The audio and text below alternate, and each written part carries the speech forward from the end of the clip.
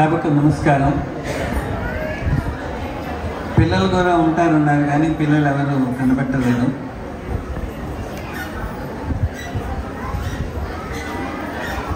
ఈరోజు నేను ఇక్కడికి రావటానికి సందర్భం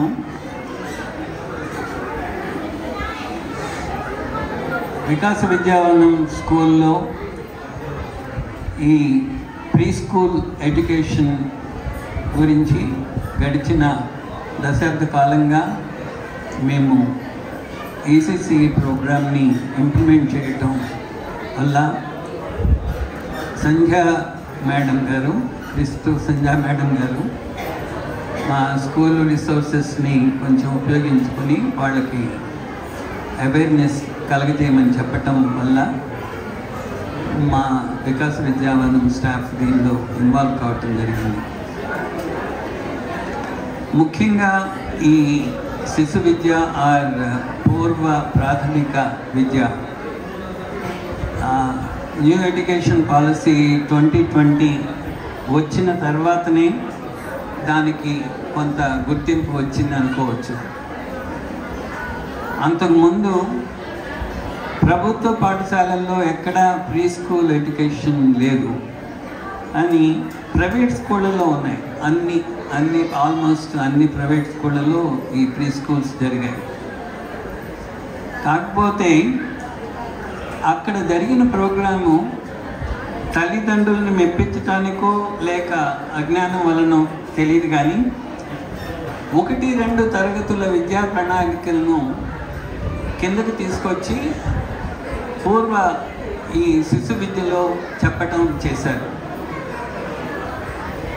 ఆ విధంగా అది చాలా పిల్లలకి చాలా నష్టం చేకూర్చిన విషయం. అది వాళ్ళ బాల్యానందాలను కోల్పోయారు. దానివల్ల ప్రీ స్కూల్ తరగతుల్లో ముఖ్యంగా 3 నుంచి 5 సంవత్సరాల వయసు పిల్లలకు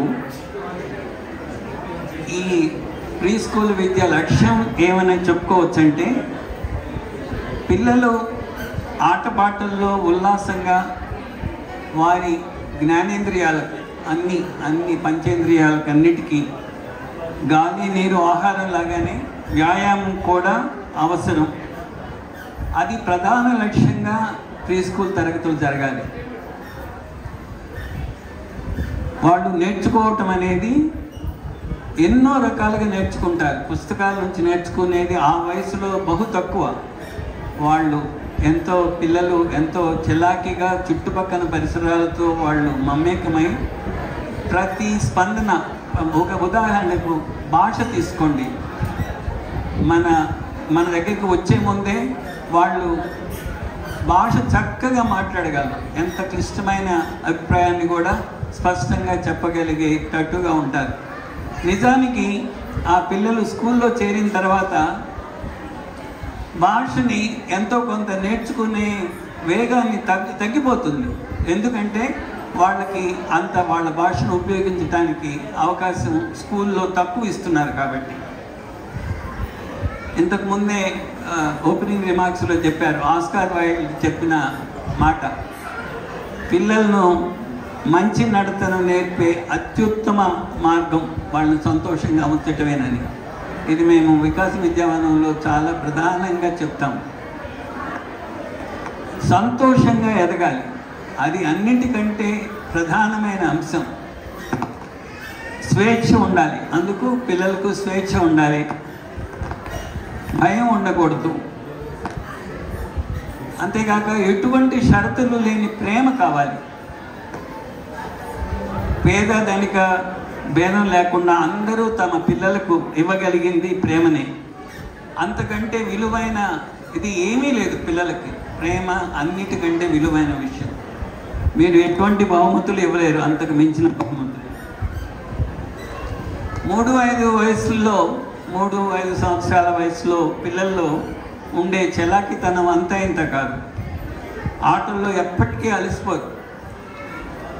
అందుకని 4 గోడల మధ్య, ఈవెన్ అంగన్వాడీల్లో కూడా బయటికి వాళ్ళు ఎక్కువ సమయం, కనీసం సగం సమయం బయట పరిసరాల్లో గడపటం అనేది చాలా ముఖ్యం. గోడల మధ్య మగ్గిపోవటం అనేది వాళ్ళకి ఇష్టం. వాళ్ళు స్కూల్ ముఖ్యంగా ఈ శిశు విద్య గురించి మాట్లాడుతూ వాళ్ళని రెగ్యులర్ స్కూల్కి ఇష్టంగా వెళ్ళటానికి ఈ సమయం వాళ్ళకి తోడ్పడాలి అనేది ముఖ్య ఉద్దేశంగా చెప్తారు. అంటే ఏంటి, స్కూల్కి ఇష్టంగా వెళ్ళటం అనే దాని గురించి. కాబట్టి ఇక్కడ అనుభవాలు ఏవైనా స్కూల్కి వెళ్ళాలనే ఆతృత ఉండే పద్ధతిలో ఉండాలి. అంటే పిల్లలకు ఎటువంటి శిక్షలు ఉండకూడదు. గట్టిగా కొట్టడం అస్సలు నిషిద్ధం. కోపడటం కూడా అకారణంగా వాళ్ళని గద్దించడం చేయొచ్చు, కానీ అకారణంగా కోపడినట్టు వాళ్ళకు తెలిస్తే అది వాళ్ళని దూరం చేస్తుంది స్కూల్కి.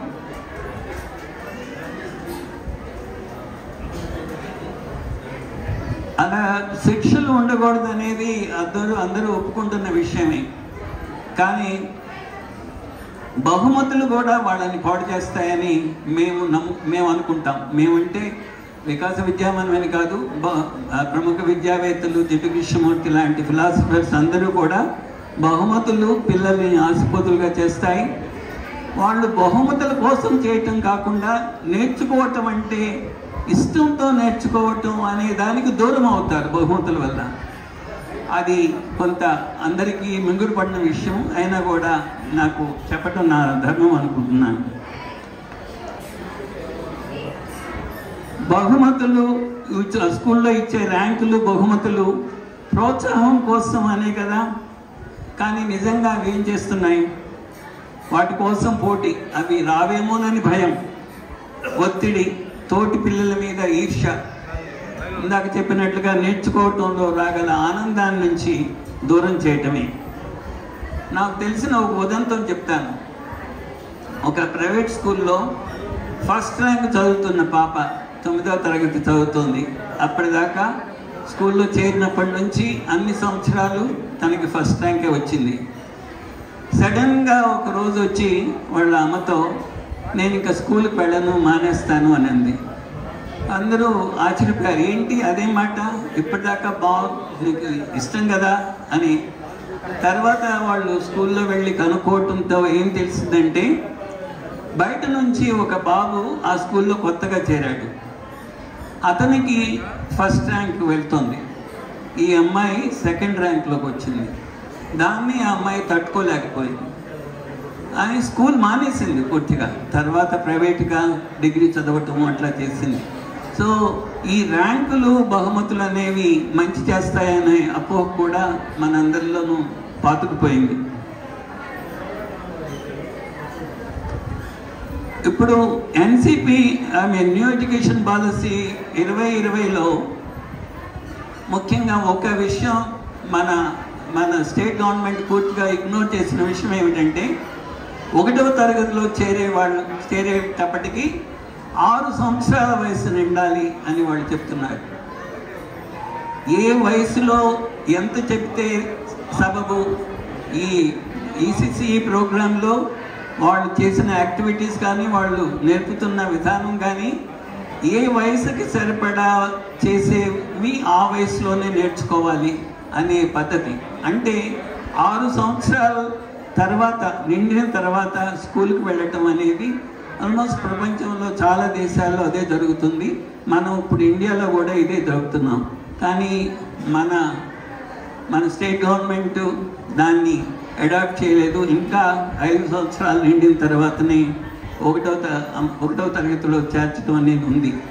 దానివల్ల ఇప్పుడు ఆదర్శిల ప్రోగ్రామ్ ఏదైతే మనం అడాప్ట్ చేస్తున్నామో అది 3 సంవత్సరాలు ప్రీ స్కూల్ని నిర్దేశిస్తుంది. కానీ మీరేమో 2 సంవత్సరాల్లో అది ఇస్తున్నారు. కానీ ఆ 2 సంవత్సరాల్లో మీరు ఏ సిలబస్ని వాళ్ళకి చేరుస్తున్నారు అనేది చాలా ఇంపార్టెంట్. 3-4 సంవత్సరాలు నిండిన పిల్లలు దాదాపుగా 3 hours జోలికి వెళ్ళరని నా ఉద్దేశం. 3 hours అంటే రీడింగ్, రైటింగ్, అరిథమెటిక్. 5 సంవత్సరాలు నిండిన అంటే ఈ శిశు విద్యలో 3వ సంవత్సరంలోనే వాళ్ళు ఈ ఆల్ఫాబెట్స్ నేర్చుకోవటము అది జరుగుతుంది. సో ఆ రకంగా ఈ ఆదర్శల ప్రోగ్రామ్ని మనం అడాప్ట్ చేసుకోవటంలో చాలా జాగ్రత్త వహించాలి. ఏ 2 సంవత్సరాలు పూర్వ విద్యగా గమనిస్తున్నాం అనేది తెలుసుకోవాలి. చదువులు వయసుకు మించినట్లయితే, అంటే వాళ్ళకి చెప్పవలసిన స్థాయి కంటే పై స్థాయి చదువులు వాళ్ళకి వెళ్తున్నట్లయితే ప్రకృతి సహజంగా రావాల్సిన ఎదుగుదలను అవి హరించే ప్రమాదం ఉంది. పుస్తక జ్ఞానాన్ని స్కూల్లో కొంచెం ఆలస్యంగా నేర్చుకోవటం వలన పిల్లల వికసన కుంటుపడదు. కొంచెం ఆలస్యంగా నేర్చుకున్నా పర్వాలేదు, కానీ ప్రకృతి సహజంగా రావాల్సిన వికాసం ఏ వయసులో రావాల్సింది ఆ వయసులో రాకపోతే అది ఎప్పటికీ రాకపోయే ప్రమాదం ఉంది. చదువుతో పాటు ఆటలు కూడా ఆడాలని వింటూ ఉంటాం, కానీ ఈసీఈ ప్రోగ్రాంలో ఆటపాటలు ప్రధానం కావాలి. అందులో చదువులు చిన్న భాగమే కావాలి. ఆ వయసు పిల్లలు ఆటపాటలతోనే వాళ్ళు జీవితంలో ఎలా నడవాలో నేర్చుకోవటానికి అవకాశం ఉంటుంది. అది ఆ వయసులో పుస్తకాల బరువుని వాళ్ళకి చేయటం అనేది, అంటే అకాడమిక్ 3 అవర్స్ని వాళ్ళ మీద రుద్దటం అనేది, దానికోసం ప్రోగ్రాం ఎంత 3 గంటల ప్రోగ్రాం ఉంటే ఈ ప్రీ స్కూల్ ప్రోగ్రాంలో 3 గంటల ప్రోగ్రాం ఉంటే ఏ అరగంట 30 గంట ఈ 3 అవర్స్కి ఉపయోగించవచ్చు. అది చివరి సంవత్సరంలో, 3వ సంవత్సరంలో. మిగిలినంతా యాక్టివిటీ బేస్డ్గా ఆటపాటలతో జరగాలి.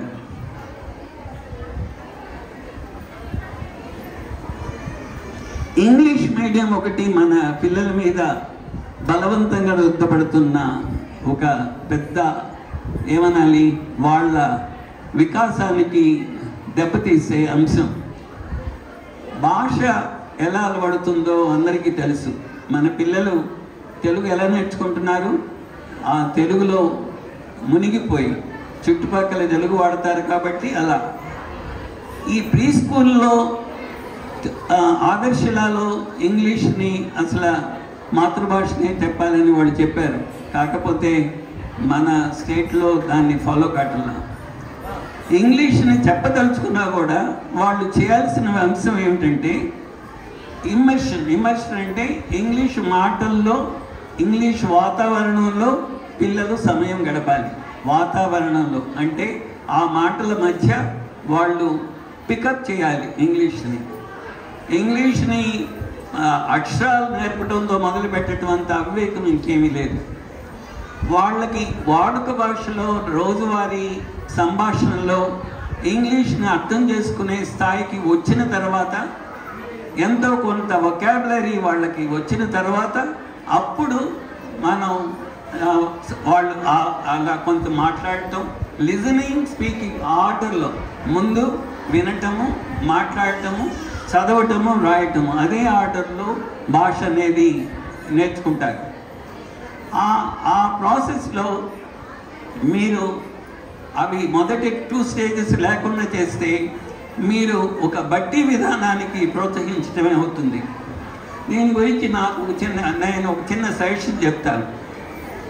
ఇంగ్లీష్ వాతావరణంలో వాళ్ళు కొంత సమయం గడపటం అంటే, వాళ్ళు రోజుకి అంటే 3 గంటల్లో కనీసం ఒక అరగంట లేకపోతే 30 గంట వాళ్ళు ఇంగ్లీష్ వాతావరణంలో గడిపే అవకాశం ఇవ్వాలి. అది ఎలా సాధ్యమని నేను ఊరికి సజెషన్ చెప్తున్నాను. దాని గురించి మీరు ఆలోచించవచ్చు.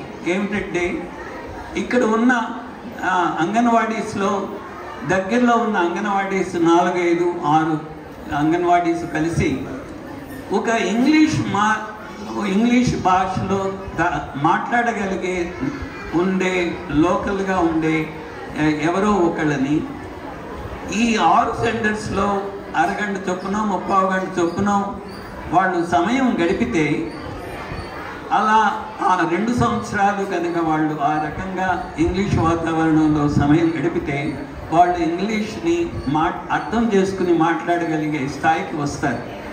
ఆ తర్వాత మీరు రీడింగ్, రైటింగ్ అనే అంశాలకి వెళ్ళవచ్చు.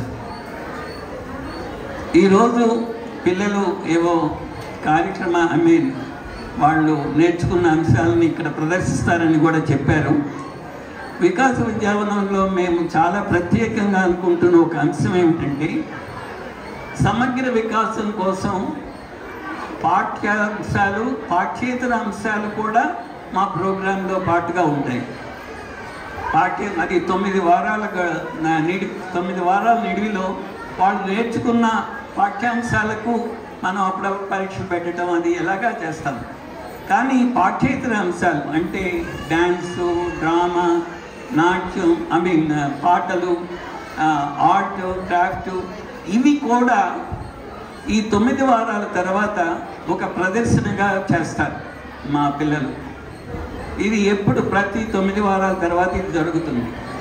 నా ఉద్దేశం అటువంటి కార్యక్రమం ఇక్కడ అంగన్వాడీ పిల్లలు ఒక పర్టికులర్ ఏరియాలో ఉన్న అంగన్వాడీలు కలిపి అటువంటి కార్యక్రమాలు ఏర్పాటు చేసుకోవటం బాగుంటుంది. దగ్గర ప్రతి ట్రైమిస్టర్లోనూ కూడా ఆ రకంగా తల్లిదండ్రులు కలుస్తారు, అంగన్వాడీ కార్యకర్తలు కూడా దాంట్లో